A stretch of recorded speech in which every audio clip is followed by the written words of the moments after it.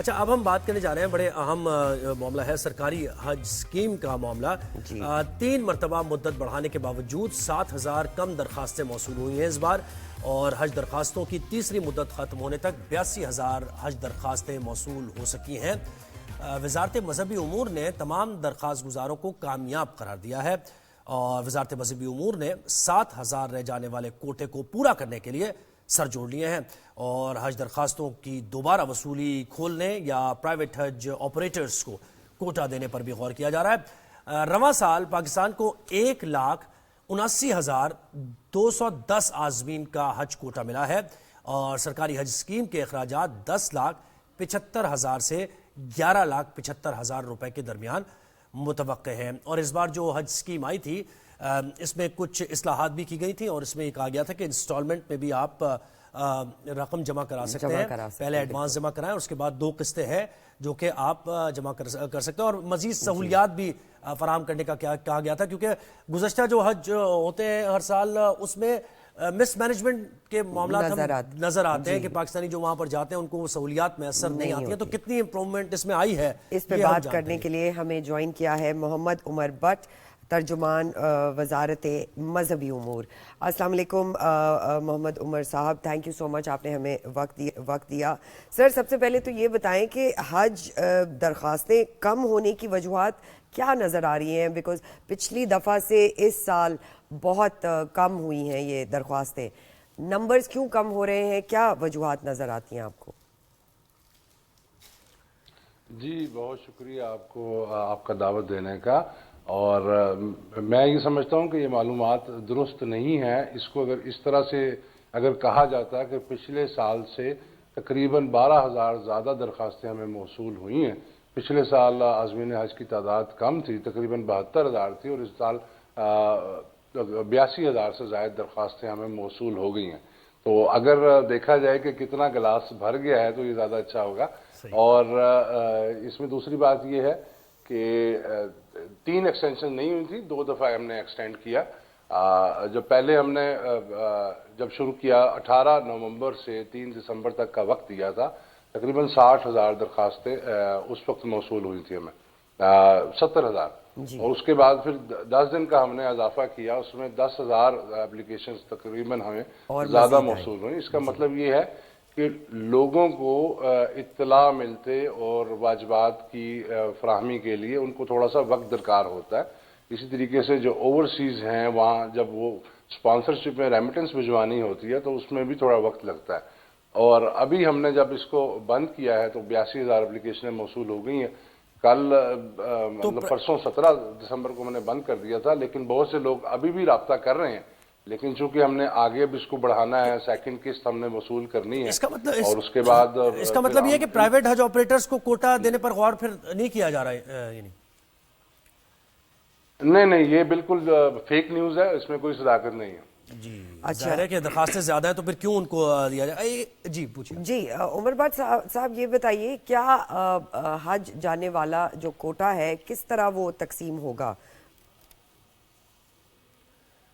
جی، جس طرح آپ نے بتایا 1,79,210 پاکستان کا ملکی کوٹا ہے، جس میں سے 50% تقریباً 88,500 سرکاری اور 88,500 تقریباً پرائیویٹ سکیم کو اس کے درمیان تقسیم ہے، اور ہمارے جو کوٹا کے اندر 82,000 وہ موصول ہو چکی ہیں۔ مزید یہ کہ 1,000 ہارڈشپ کوٹا ہے، 300 جو ہے وہ لیبر کوٹا ہے اس میں، اور اس کے علاوہ جو یہاں پہ جو ہمارے ڈاکٹرز وغیرہ جاتے ہیں، پیرامیڈکس جاتے ہیں، وہ بھی اس کے اندر شامل ہیں۔ تو ہمیں صرف چند ہزار سیٹیں جو ہے وہ درکار ہوں گی، اور وہ انشاءاللہ ہم جنوری میں دیکھیں گے جب ہماری دوسری قسط کا وقت پورا ہو جاتا ہے، تو جس طرح ہمیں کوئی اپلیکیشنز موصول ہوئی ہوں گی، تو میرا خیال ہے کہ کوٹے سے زائد ہی موصول ہوں گی، اور انشاءاللہ ہم بڑے آسانی کے ساتھ یہ کوٹا مکمل اچھا یہ بتائیں رسپانس آپ کا کیسا رہا؟ یہ جو آپ نے یہ جو آپ نے انسٹالمنٹ کی سہولت دی ہے، اس پر کیسا رسپانس رہا ہے ابھی؟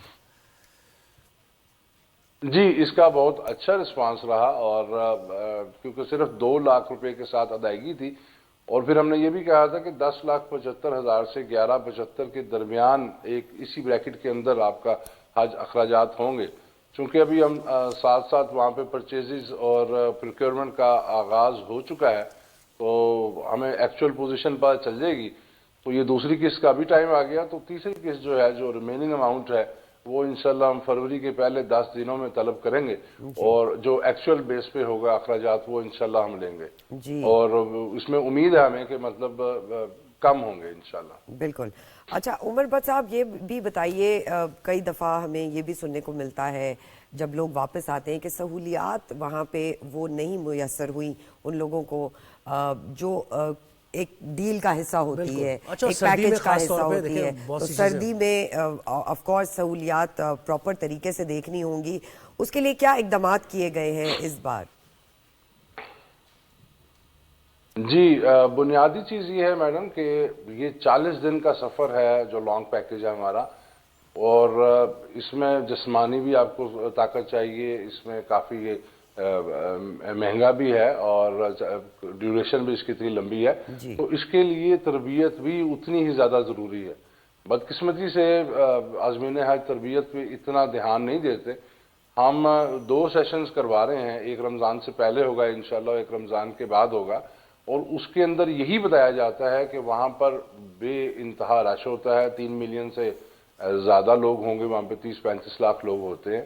اور جو جگہ ہیں، مشاعر ہیں، محدود جگہ ہیں، اور ان کو آپ نے کس طریقے سے آپ نے استعمال کرنا ہے، اور دوسرے لوگوں کا کس طرح آپ نے وہ ساتھ دینا ہے، ایک دوسرے کا کس طریقے سے خیال رکھنا آپ نے، اور سہولیات کو کس طریقے سے استعمال کرنا ہے. رہنمائی کے لیے آپ کو کون کون سے نمبر ہیں ہمارے وہاں. ایک تو ان کی ہو گئی، لیکن وہاں پہ جو سہولیات ہوتی ہیں اس کی بھی تھوڑی سی ہم بات کریں گے، کیونکہ دیکھیں ہاسپٹل کی سہولت ہوتی ہے. جو فیڈ بیک لوگوں کا آتا ہے اس میں اکثر یہ ہوتا ہے کہ جو گورنمنٹ کے کوٹے پر جاتے ہیں لوگ، ان کو ہاسپٹل کی سہولیات ہے یا پھر اکوموڈیشن کے معاملات ہیں، وہ دور ہوتی ہیں اکوموڈیشن، اگر ہوتی بھی ہے تو بنیادی اس میں سہولیات نہیں ہوتی ہیں. پھر پرائیویٹ کا جو معاملات جو جاتے ہیں ان کو بھی بڑا ایکسپینس کرنا پڑتا ہے اگر کوئی طبیعت خراب ہو جائے وہاں پر. تو گورنمنٹ ٹو گورنمنٹ کوئی اس قسم کی بات ہوئی ہے، ان معاملات پر تبادلہ خیال ہوا؟ نہیں جی، میں یہ سمجھتا ہوں کہ جو سعودی عرب ہے ان کے معاملات بھی، ان کی بھی سہولیات ہیں، بہت مثالی ہیں. اور انہوں نے ہمیں جس طریقے سے وزارت مذہبی امور کی ذمہ داری ہے، اگر ہاسپٹلز کی بات کریں تو مکہ اور مدینہ میں 2 ہاسپٹلز اس کا قیام ہوتا ہے، اور 13 ڈسپینسریز ہوتی ہیں. دونوں ایئرپورٹس پہ ہوتی ہیں، مدینہ اور جدہ ایئرپورٹ پر. اور اہم بات یہ کہ یہاں سے پاکستانی ڈاکٹرز اور پیرامیڈکس جاتے ہیں تاکہ آپ کا ہم زبان معالج آپ کی بات بھی سمجھ سکے اور آپ کو اس طریقے سے ڈیل کر سکے، وہ وہاں پر موجود ہوتے ہیں. اور یہ سعودی ہدایات کے مطابق ہیں، یعنی ہر 1000 حاجی پہ 1 ڈاکٹر اور 2 پیرامیڈکس ہم یہاں سے لے کے جاتے ہیں. اب مسئلہ یہ آتا ہے، دیکھیں ہماری وہاں پہ ایمبولینسز بھی ہیں. اب لوگوں کو یہ سمجھنا چاہیے کہ اگر کسی کو چھینکیں آ رہی ہیں یا زکام آ رہا ہے تو اس نے ایمبولینس کال نہیں کرنی، یا پھر جب حج سے عین پہلے بالکل پیک ٹائم ہوتا ہے تو یہی سہولیات تو محدود ہیں، اس کو کیسے استعمال کرنا ہے یہ مطلب قابل غور بات ہے. ورنہ اللہ کا شکر ہے، دیکھیں ہم بیسیکلی ہم جو کرتے ہیں سرکاری پیکیج ہے، یہ اکانومی پیکیج ہے.